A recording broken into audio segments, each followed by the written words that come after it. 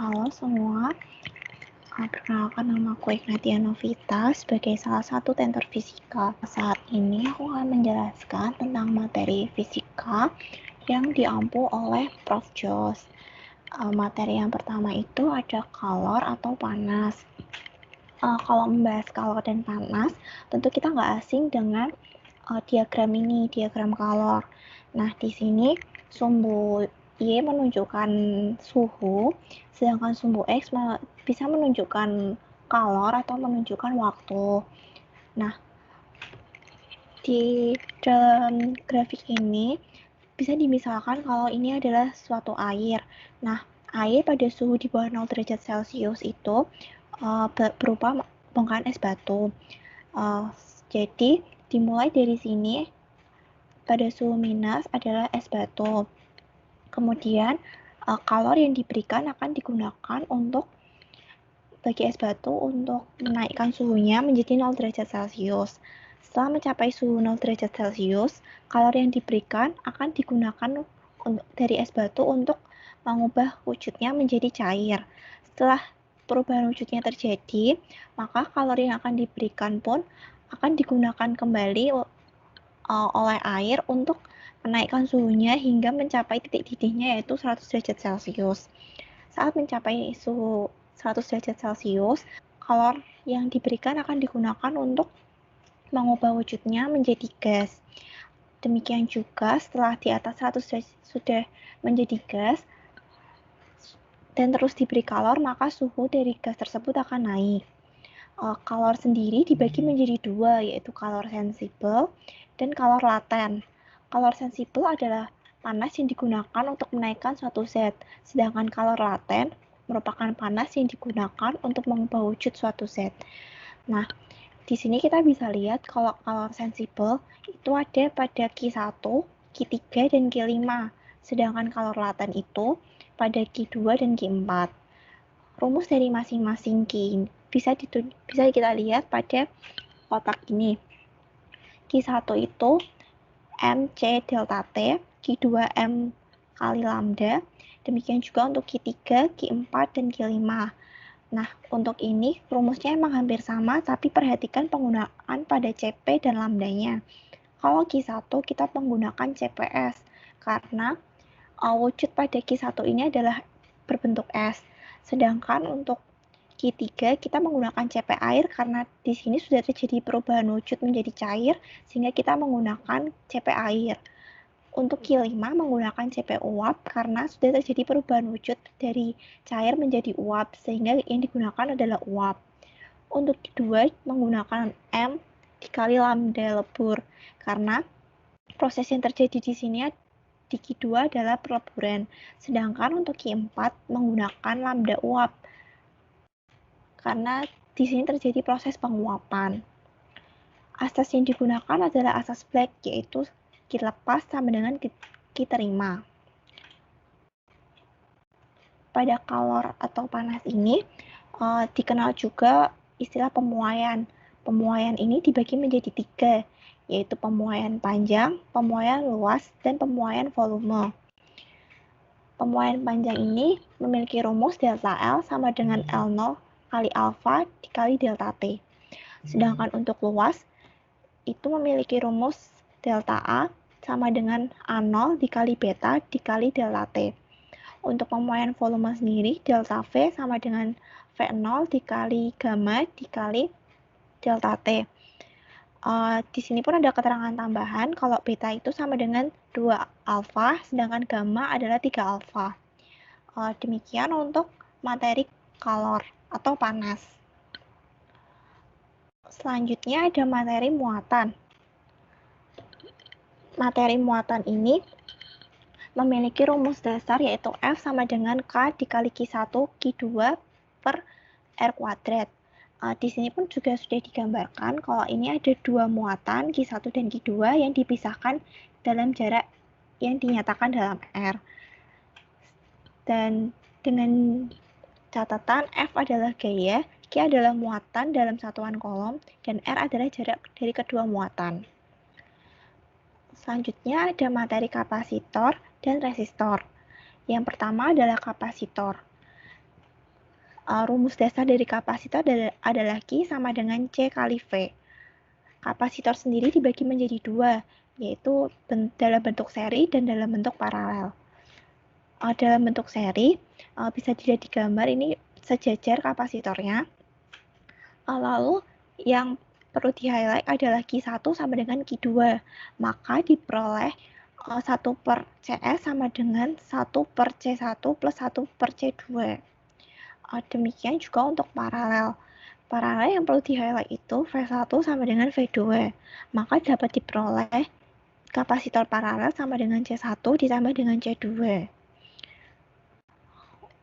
Untuk resistor sendiri memiliki rumus dasar yaitu V sama dengan I kali R.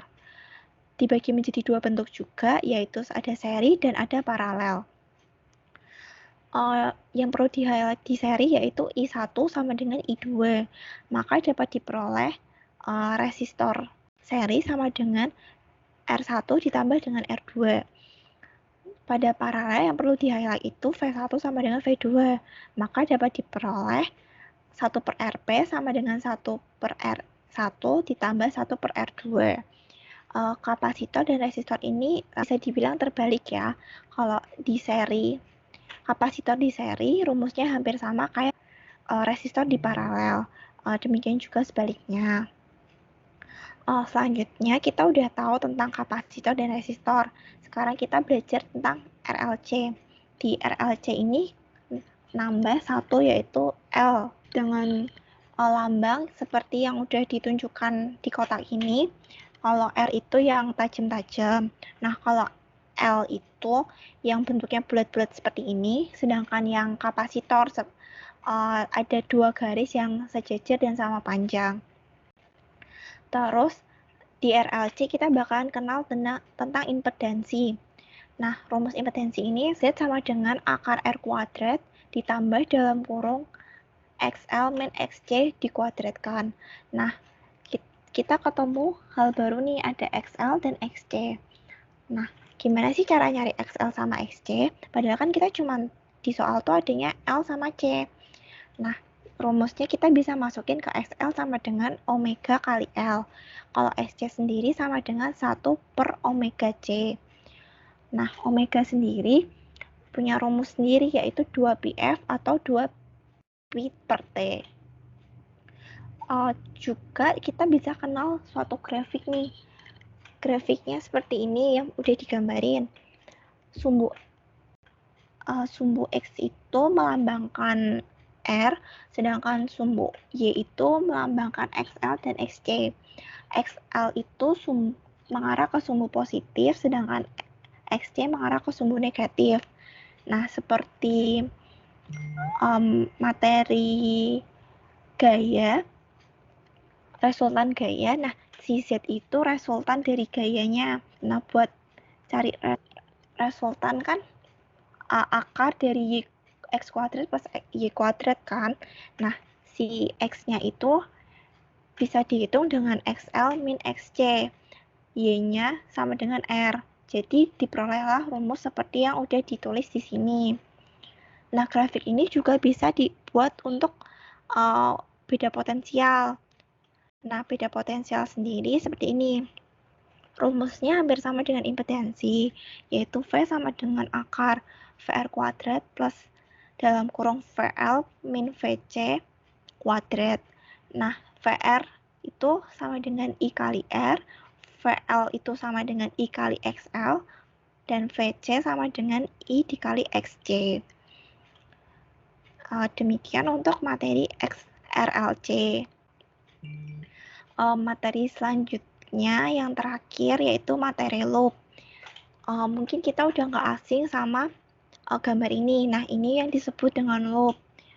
Dalam loop ini ada yang perlu di-highlight yaitu cara mengkonversi, membaca angka-angka yang ada di sini. Ada R1, ada I, ada E gitu.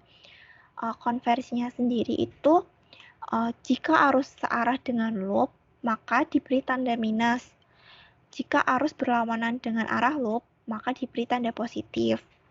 Lalu yang kedua, jika menemui kutub negatif tegangan, maka beri tanda positif.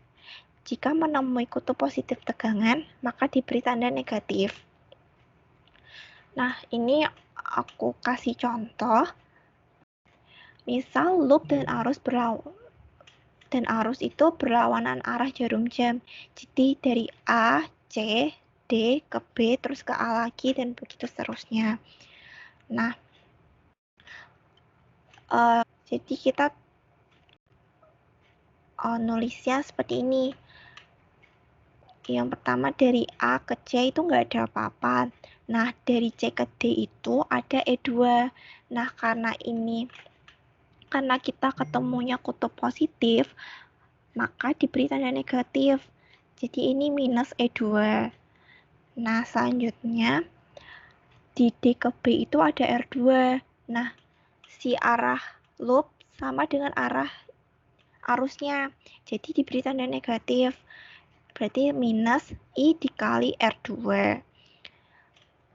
Selanjutnya di B ke A itu ada dua nih, ada R1, ada E1. Nah, R1 kan I-nya sama kan, I-nya searah dengan loop, maka diberi tanda negatif. Jadi minus I R1. Selanjutnya ada E1. E1 kita ketemu dengan kutub negatif. Nah, jika menemui kutub negatif, maka diberi tanda positif. Demikian juga E1 nilainya positif dan disama dengan K0. Nah, ini sesuai dengan hukum Kirchhoff yang udah aku tulisin. Ini sigma E sama dengan sigma IR sama dengan 0. Demikian materi fisika yang diampu oleh Prof. Jos. Semoga bisa membantu teman-teman sekalian. Sekian, terima kasih.